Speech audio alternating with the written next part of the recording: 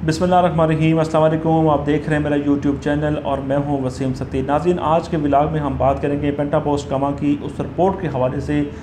जिसका चर्चा जो है वो इस वक्त हमारे पड़ोसी मुल्क भारत में किया जा रहा है। और उस रिपोर्ट में पाकिस्तान के GF-17 थंडर तैयारे के हवाले से मनफी और मनगढ़ंत किस्म की जो चीज़ें थी वो शेयर की गई थी। उसके बाद हमने देखा कि जिस तरह हमारा पड़ोसी मुल्क भारत जो है वहाँ पर GF-17 की जो खूबियाँ हैं उनको भी खामियों में तब्दील करके जिस तरह से वहाँ पर प्रोपेगेंडा किया जा रहा है और जिस तरह से वहाँ पर इसको बढ़ा चढ़ा कर पेश किया जा रहा है। और इसका पेश करने का मकसद ही सिर्फ ये है कि जिस तरह से और दुनिया जो है वो पाकिस्तान से अब फ़ज़ाई टेक्नोलॉजी में डील करने जा रही है और दुनिया के तकरीबन लगभग 10 से 12 ममालिक ऐसे हैं जो कि पाकिस्तान से GF-17 थंडर की जो है वो डील कर चुके हैं और कुछ करने को तैयार हैं। और इन चीज़ों को देखते हुए हमारा पड़ोसी मुल्क भारत जो है वो पाकिस्तान के ख़िलाफ़ जो है तरह तरह की प्रोपेगेंडे करता भी रहता है और अभी भी कर रहा है। इस रिपोर्ट में जो सबसे इम्पॉर्टेंट चीज़ जिसको बुनियाद बनाकर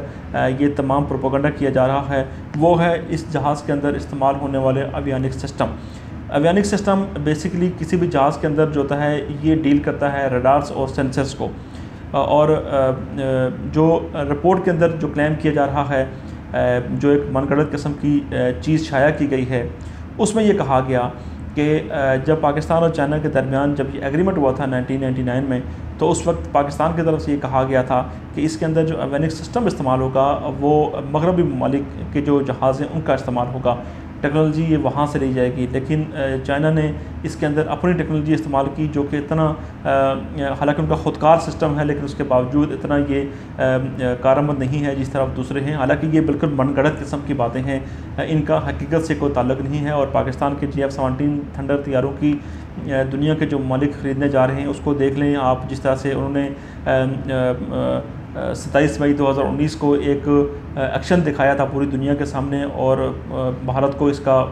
रिएक्शन भी दिया गया था। तो उसके बाद आप अंदाज़ा कर सकते हैं कि इस जहाज़ की खूबियाँ क्या हैं और किस तरह से ये जो है वहाँ पर प्रैक्टिकली जो है वो अमल करता है। हालांकि इंडियंस की इन बातों का जवाब देना मेरे ख्याल में इतना ज़रूरी नहीं भी है,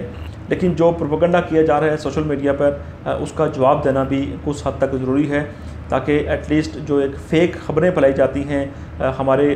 असासों के बारे में, हमारी टेक्नोलॉजी के बारे में, उसका उनको जवाब मिल सके। तो आज की वीडियो में आपको तफसीली बताएंगे GF-17 थंडर की वो खूबियाँ, जो ब्लॉक 3 बनाया जा रहा है उसके अंदर क्या क्या चीज़ें इस्तेमाल की जा रही हैं, वो चीज़ें कौन कौन सी इस्तेमाल की जा रही हैं, कहाँ से इस्तेमाल की जा रही हैं, इस बारे में आपको तफसीली बताएँगे। सबसे पहले जो GF-17 थंडर का जो ब्लॉक 3 है उसके बेंचमार्क के बारे में अगर बात करें तो ये बेसिकली अमेरिकन F-16 का जो V फाइटर जेट जो है उसके जो जदीद तरीन वर्जन जो है उसके साथ इसको तैयार किया गया है। और F-16 के GF-17 थंडर के जो नया जो वर्जन है, इसमें जो नया एडिशन जो है इसमें AESA रडार जो है इसके अंदर इस्तेमाल किए गए हैं। अब थोड़ी सी आपको AESA की वजाहत कर दूँ कि AESA की एब्रीविएशन है कि एक्टिव इलेक्ट्रॉनिकली स्कैन रे। ये बेसिकली ऐसी इसमें रेज़ इस्तेमाल की जाती हैं रडार में कि जो कि दुश्मन के जहाज़ को सिर्फ रेज़ की बुनियाद पर पिक करती हैं। पहले ये होता था कि आपका जो रडार होता था उसको किसी भी दुश्मन को पिक करने के लिए, उसकी एक्टिविटीज़ को पिक करने के लिए खला में उसको ईस्ट वेस्ट नॉर्थ साउथ वो घूमता था। लेकिन अब जो है वो जहाज़ घूमेगा नहीं बल्कि रेज़ की बुनियाद पर ही वो उसको डिटेक्ट करेगा और जो दुश्मन का जो अगर वो हदूद क्रॉस कर रहा होगा तो उसको डिटेक्ट करके वो आगे मुंतकिल कर देगा। और उसके बाद हमने देखा कि इसके अंदर हेलमेट से लगे हुए डिस्प्ले और विजुअल सिस्टम भी जिसके अंदर है इस्तेमाल जो किया जा रहा है। उसके बाद GF-17 4th प्लस जनरेशन का ये तैयारा है,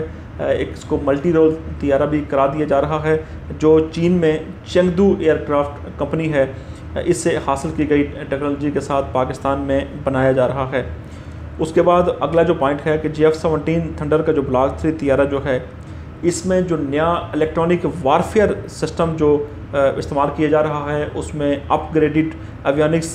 इस्तेमाल किए जा रहे हैं जो कि इस वक्त लेटेस्ट दुनिया में इस्तेमाल किए जा रहे हैं। और आपको पहले बता चुका हूँ कि एवियोनिक्स बेसिकली रडार्स और जो सेंसर वगैरह इस्तेमाल होते हैं उनसे डील किया जाता है।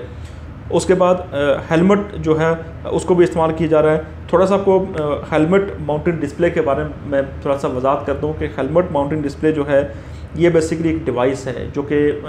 जहाज़ के अंदर पायलट के साथ वहाँ पर इस्तेमाल की जाती है और ये बेसिकली वर्चुअल रियलिटी के तौर पर काम करती है। इसमें सेंसर लगा होता है और उसकी मदद से ये दुश्मन को जो है डिटेक्ट करता है, ये दुश्मन को देखता है और देखने के बाद फिर जो है वो पायलट को साथ साथ जो पायलट के सामने जो डिस्प्ले लगा होता है उसके ऊपर शो करता है कि इस वक्त ओरिजिनल पोजीशन जो है वो दुश्मन के तैयारे की वो क्या है। अच्छा, उसके बाद जो इसमें इंजन इस्तेमाल किया गया है वो भी जदीद तरीन इंजन है जो कि पाकिस्तान के GF-17 थंडर के ब्लॉक 3 में तैयार किया जा रहा है और इसके मुकाबले में क्लिमोफ RD और 93 ट्रोबोफन इंजन है जो कि तैयारे के ब्लॉक 1 और ब्लॉक 2 में लगाया जा चुका है। उसके बाद GF-17 थंडर का जो ब्लॉक 3 है इसमें लगभग जो फ़ाइट करने का जो इसका रेडियस है वो बग़ैर किसी ईंधन के यानी बग़ैर किसी फ्यूल के वो तकरीबन 2000 से 2500 किलोमीटर तक जो है ये का रेंज है जो फ़ी घंटा की रफ्तार से जो है वो ईंधन के टैंकों को गिराए बगैर इसकी रेंज तक पहुंच सकता है। ये भी इसकी खूबी है। उसके बाद ब्लॉक 3 का जो वर्जन जो तैयार किया जा रहा है इसमें इसमें जो प्रोडक्शन जो की जा रही है इसकी खुशियात में सबसे जो इम्पॉर्टेंट चीज़ मैंने आपको पहले बता दी उसमें AESA रडार है, उसमें हेलमेट इस्तेमाल किया जा रहा है। उसके बाद टारगेटिंग सिस्टम जो है, टारगेटिंग सिस्टम बेसिकली जो आपका दुश्मन का जहाज़ को अपना टारगेट कैसे करना है वो जो सिस्टम इस्तेमाल किया जा रहा है वो भी अपग्रेडेड है जिसको HMS सिस्टम कहा जाता है और ये जो है ये एक आला दर्जे की टारगेट पोर्ट इसमें इस्तेमाल की जाती है, डाटा लिंक्स इस्तेमाल की जाती हैं और विजुअल रेंज जो है वो हथियार जो है इसमें इस्तेमाल किए जाते हैं। अच्छा, उसके बाद इसमें फ्रंटाइल infrared search and track sensor इस्तेमाल किए जाते हैं। सेंसर्स का मैं पहले ही ब्रीफ कर चुका हूँ कि सेंसर्स बेसिकली किसी भी चीज़ की एक्टिविटी को सेंस करते हैं। आपके जो खला में जो आपका दुश्मन का जो जहाज़ होगा उसको सेंस करने के लिए जो सेंसर्स इस्तेमाल किए जाते हैं ये वो सेंसर्स GF-17 थंडर के ब्लॉक 3 में इस्तेमाल किए जा रहे हैं जो कि दुनिया के तरक्की याफ्ता ममालिक के जो जहाज़ हैं उनमें इस्तेमाल किए गए हैं और उनके मुकाबले के और उनसे ऊपर के जो सेंसर्स हैं वहाँ पर इस्तेमाल किए गए हैं जिसकी बुनियाद इसी बात को बुनियाद बनाकर जो रिपोर्ट थी उसमें ये प्रोपेगेंडा किया गया था कि इसमें जो सेंसर इस्तेमाल किए गए हैं, जो रडार इस्तेमाल किए गए वो सही नहीं है। हालांकि ये बिल्कुल मनगढ़ंत किस्म की बात है, मनगढ़ंत किस्म की एक स्टोरी है जिसको सिर्फ और सिर्फ पाकिस्तान को बदनाम करने के लिए इस्तेमाल किया गया है। अच्छा, उसके बाद क्या होगा जी कि ट्रैक सेंसर जो हैं उनके ज़रिए जो आपका तैयारा है इसमें फ़ौरी मालूमात का जो तबादला है वहाँ पर किया जा सकता है और नेटवर्क से चलने वाले जो ऑपरेशंस जो होता है उसकी सलाहियत भी इसके अंदर है और दुश्मन की हवाई जहाज़ को पहले से पता लगाने और रोकने में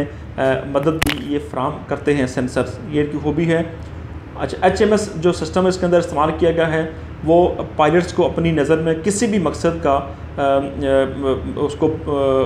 अपनी तरफ खींच के लाएगा, उसको मकसद को हासिल करेगा और AESA रडार जो जेट है उसकी सलाहियत को भी बढ़ा देगा जिससे लंबी हद से भी जो है उससे जो हदाफ जो हैं जो